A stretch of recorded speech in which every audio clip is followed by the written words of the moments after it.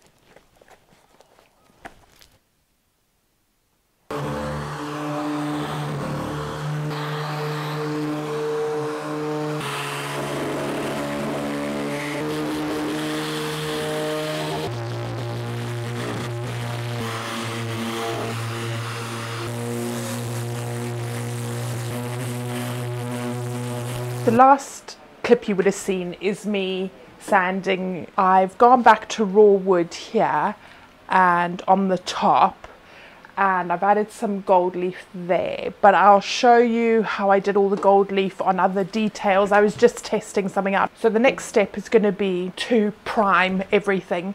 I'm going to get some Zinsser bin and I'm going to scuff sand all the surfaces with 120 grit and apply a coat of Zinsser bin, which is their shellac base primer, which will give the best adhesion and also stop any bleed through if there is going to be any.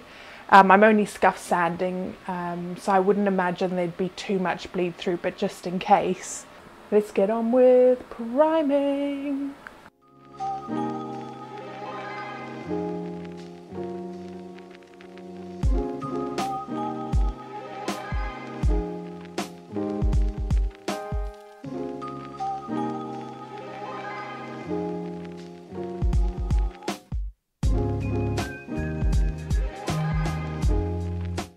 This is liquid sander that I'm spraying on here just to degloss the surface before I start priming.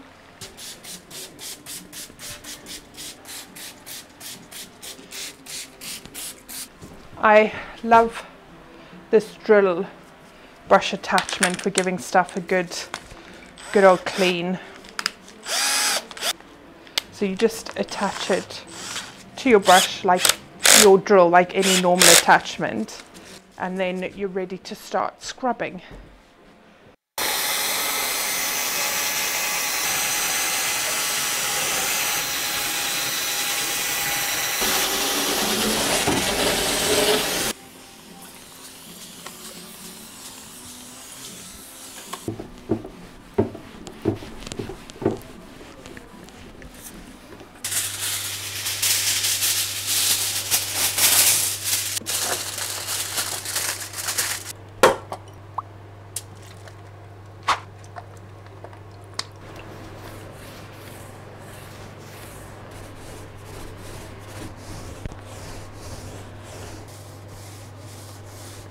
corners and tighter to reach spots, I'm just going to use a foam brush.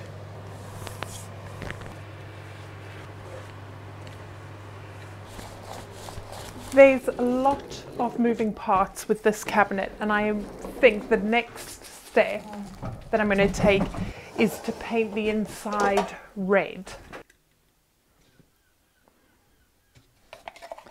I'm going to add just the tiniest bit of water because the consistency is just about there, but I think it's a tad thick. So I mean, like, that was the tiniest bit of water. Yeah, I'm looking for that single cream consistency where it flows really easily off the stick. Okay, let's go with that.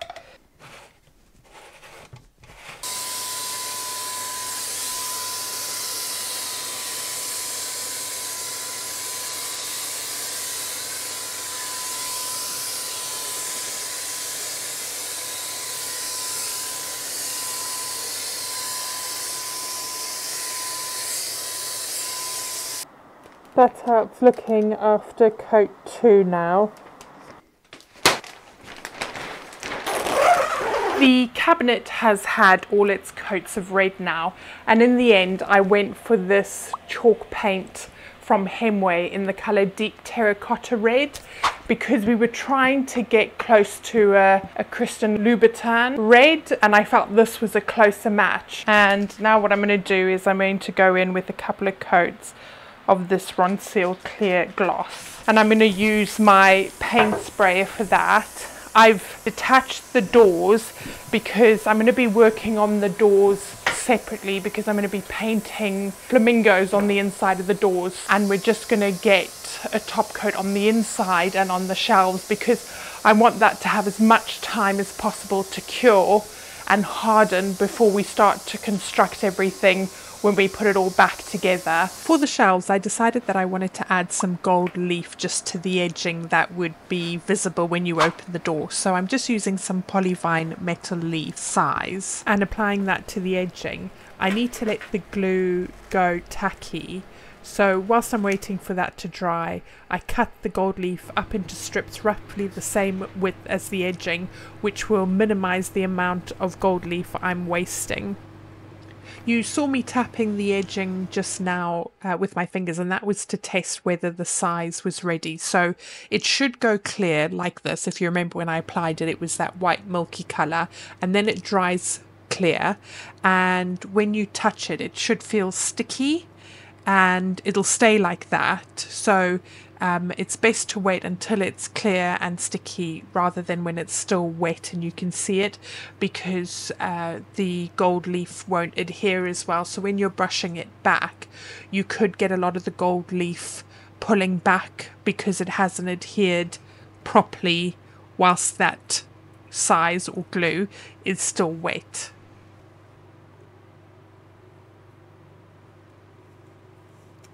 I finished applying all the gold leaf, so the next step is just to take a soft bristle brush and just knock back any of the excess gold leaf.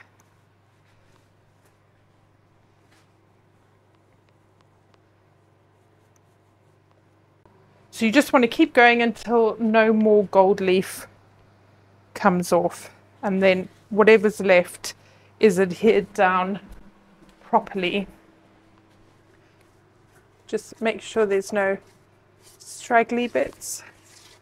You could also use a microfiber cloth, so a soft microfiber cloth, and do the same thing.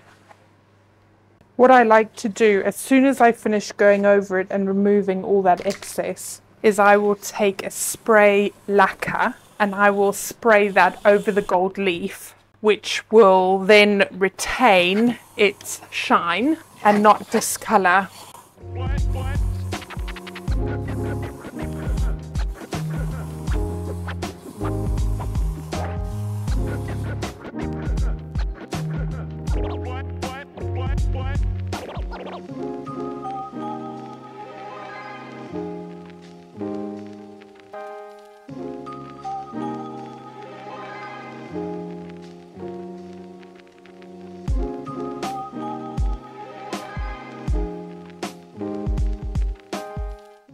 For the inside of the doors, I want a flamingo template so that I can stencil it onto the doors. I've looked for something that's the right size, but I can't find anything ready-made. So I'm going to use my Cricut machine to create the stencil that I need. So I'm just looking for an SVG file that I can use, and I know that my size that I need is 36 by 91. That's what the inner door measurement is. So I'm looking for something that I can size up to that.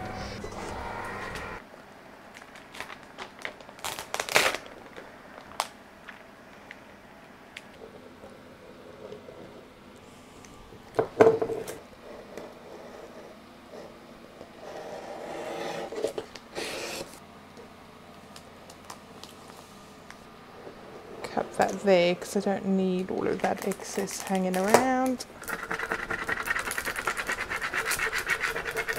And then make sure that that's got good adhesion for when you pull the plastic backing off, so that you get really nice clean lines when you paint and you don't get bleeding underneath.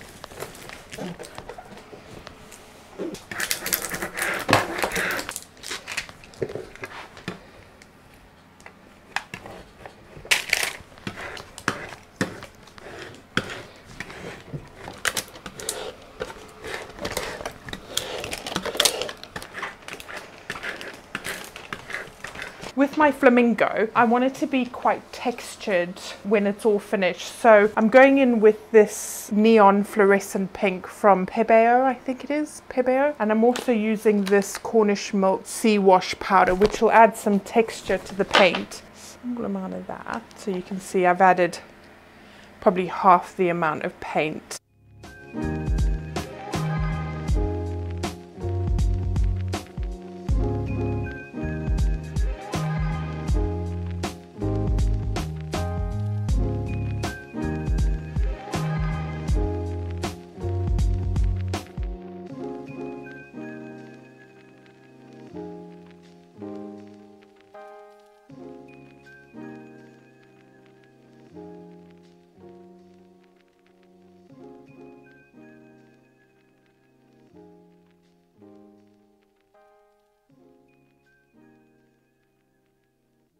To create the wings, I'm using a little bit of each colour, thickened with that sea wash powder, and I'm just stippling it on with varying brushes, trying to imitate how a feather might look.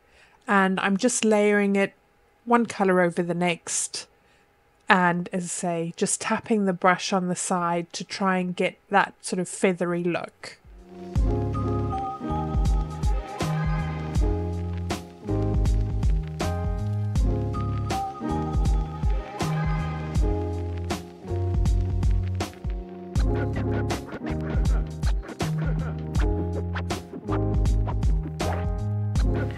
All of this detail, the legs, and then that detail along there, I'm going to gold leaf all of that, and along the side as well.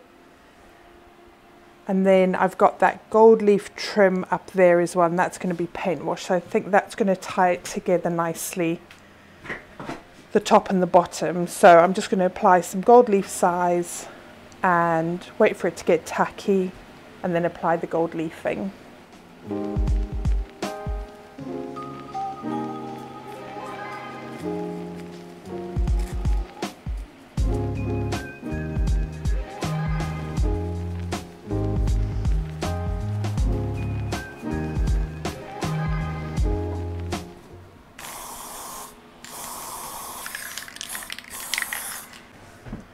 My client doesn't want very shiny, bright gold leafing, so I'm just taking some black wax and going over that just to tone down the gold, and add some definition. It may look scary at first, but don't be too scared, because once you buff the black back, it actually leaves a really nice, more muted gold, and it picks up all the crackles in the gold, so it gives a really lovely aged appearance. I'm painting black and teal stripes along the sides, so I'm going to start with a few coats of French Chic in the shade Louf, which is a lovely black colour, until I get full coverage, and then I'll tape off my stripe design and paint in the teal stripes. I'm only going in with thin coats. I'm not looking to achieve full coverage with one coat. These thin coats just mean that your paint adheres properly to the surface and to each coat as you apply it, and then you shouldn't have any issues with things like your paint peeling off or chipping off. Here I'm making my stripes by using a thicker piece of tape as the spacer between my thinner pieces of tape, and that means where the thicker piece of tape is that I'm pulling up and pushing along, that's where I'm going to paint in my stripes. So the teal stripes will be slightly wider than the black stripes left behind. The glue in the frog tape, this is the sensitive frog tape, is activated with water. So once I've got my tape stuck down, I'll then spray my cloth with some water and rub that over the tape just to make sure that that has got a really good seal. I also will then paint a coat of the black paint over the tape to eliminate any possibility of bleed through, because with stripes you really want to get it right first time. To come in and touch up can take quite a long time and be quite laborious. So if you can do everything you can up front to make sure that there's no bleed through under the tape, then it'll save you a lot of time down the road.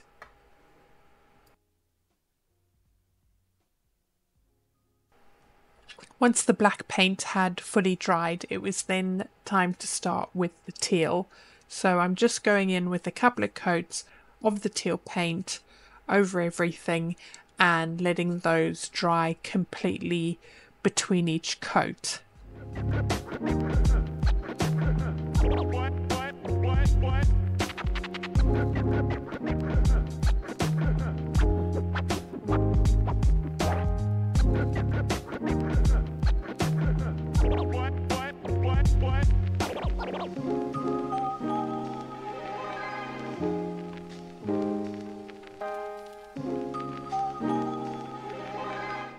And then on the final coat, before the paint dries, I'll go in and pull down the tape gently and remove the tape. And this is, I prefer using the low tack or the sensitive tape when I'm using it on painted pieces. I just find that it's a lot gentler on the paint, and the chances of you pulling any of your previous paint layers off is greatly reduced.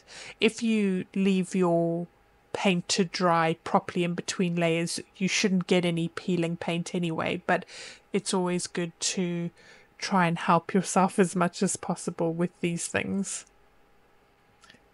And you can see why it was worth the effort prepping the stripes, because they're pulling away really cleanly. There's no bleed through, and they're really crisp stripes.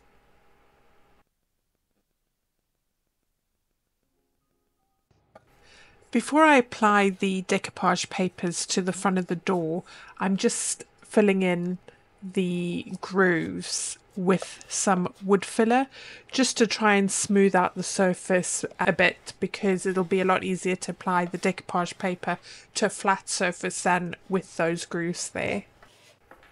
Before I apply the decoupage paper, I'm just tearing away the edge so that it's more of a jagged edge than a straight line.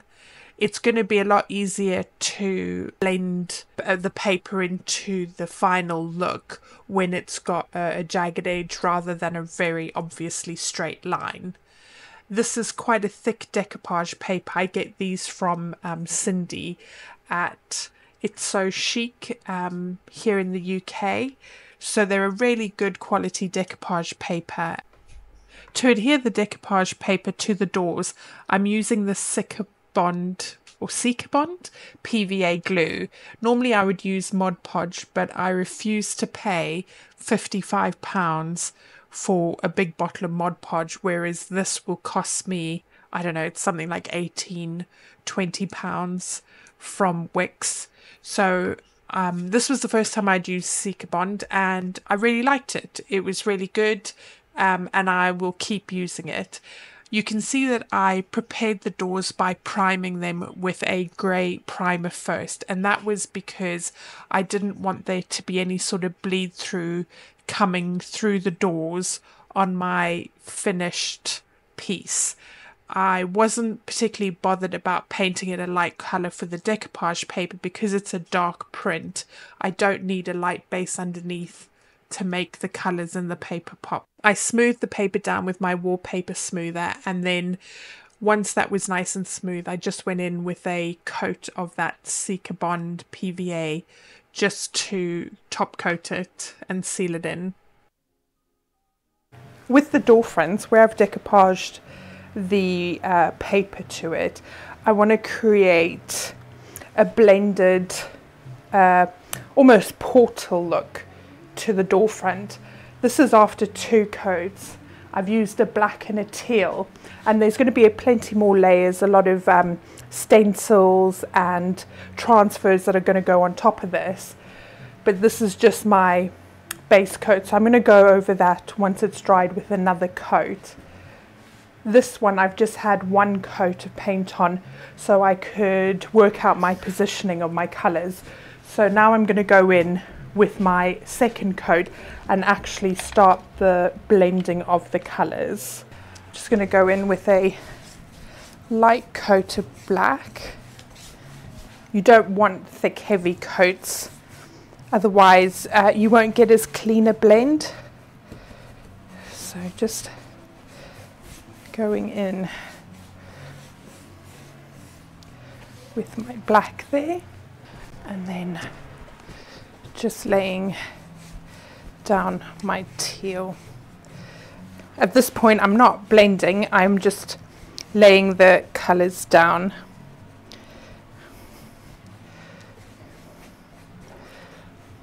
And then to get a nice soft blend, you want your paint to be quite moist. So just going in with, let me just find my brush.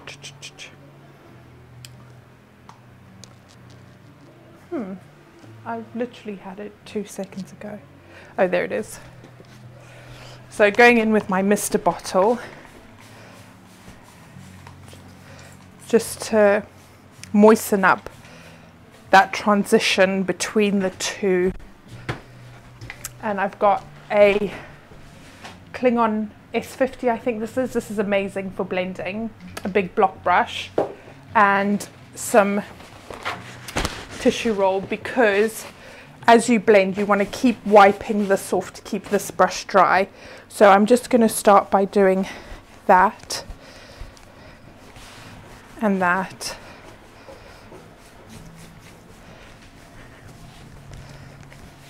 So you don't want there to be any resistance. You don't want the paint to be pulling at all, otherwise that's an indication that you need to spritz some more water to just give that paint a bit, get that paint a bit looser.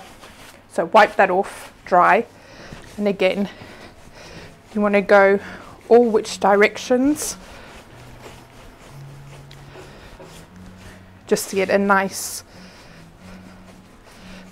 blend. Okay, I'm happy with that for the second layer, and I'll be doing a third layer just to finish it off at the end.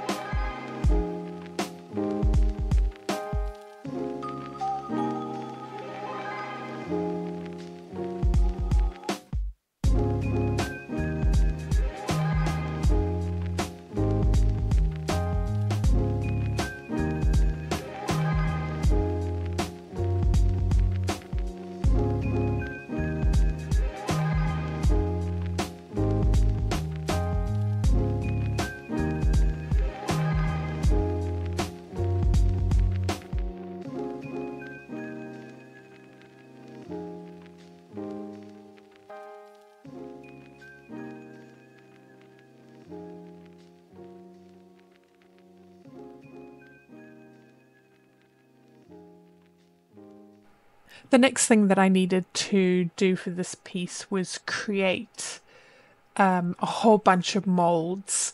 So I used the DAS air dry clay and a selection of molds from Redesign with Prima. There was a rose mold, there was a lock and keys mold, a watch mold. You'll see the different molds that I used.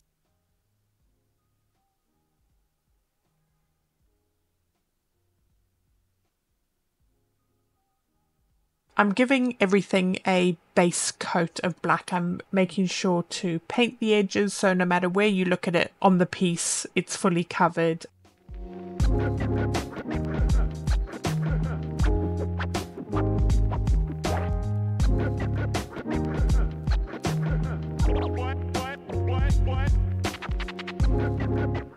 I've got a tub with all my metallic waxes and liquids in it, so that got hauled out, and I was using the Rub and Buff Silver Leaf, the Rub and Buff Gold, the Dahlia and Rowney Bold Finger, some of the Fusion Metallics, just using a whole selection to give the clocks and the keys and the keyholes metallic sort of vintage look. So just swapping between the different shades of gold that I had, the silver, giving it a silver outside, giving some a silver inside, just adding a variety of different finishes just to give them that vintage look.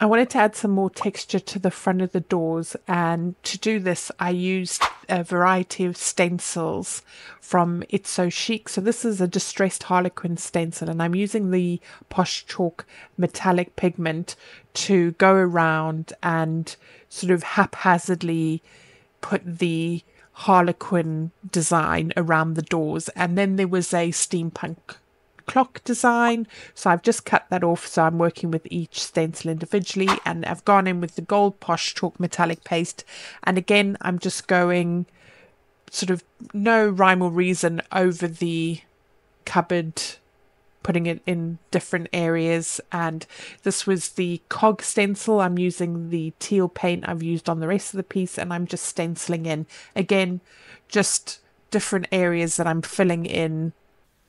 I don't want to give too much away and spoil the big reveal, so I'll just show you a few of the before shots again. Remember, just quite plain but scratched up, nothing terribly wrong with it, just a bit boring. And here's the after.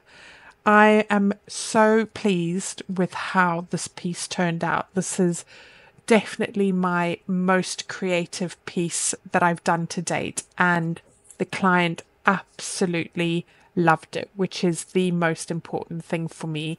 To finish off the piece, I used a couple of coats of dark wax just to really give it that aged look I was going for. With the clocks that I did, I wanted to add some change, so I bought a handbag from a charity shop and I took off the chain handle and then cut that down and glued it onto the cabinet so it looked like the clocks were hanging down from chains. This is that stencil I mentioned earlier I created using my Cricut machine. I took a photo of the bottom plate of their Singer sewing machine and turned that into the stencil, so that looked really lovely across the top. And then this was the key ring that they had attached to their key, and so I've added a little We're All Mad here. I took some playing cards and scrumpled them up, then added some dark wax just to age them, and I stuck a couple of those on the piece. Some frames that I found, I stuck those on there. Some gold leaf. I added gold leaf at the end. I felt like it just needed something extra, and gold leaf made sense. It was on the piece elsewhere. I got to just let my creative juices flow with this one. They gave me free rein with the design. I knew what they wanted, but the rest was down to me, and I loved creating this for them, and they were so happy with it. I didn't show them the final piece before I dropped it off. It was a surprise, and they were just completely shocked. Good shocked, but completely shocked. So it was really lovely to see their reaction. Thank you for watching this week's video and for coming along with me as I created this cabinet. I hope you enjoyed it, and feel free to subscribe, like, drop me a comment down below. What was your favourite thing about this cabinet? Which part of it did you love the most? And see you in next week's video. Bye!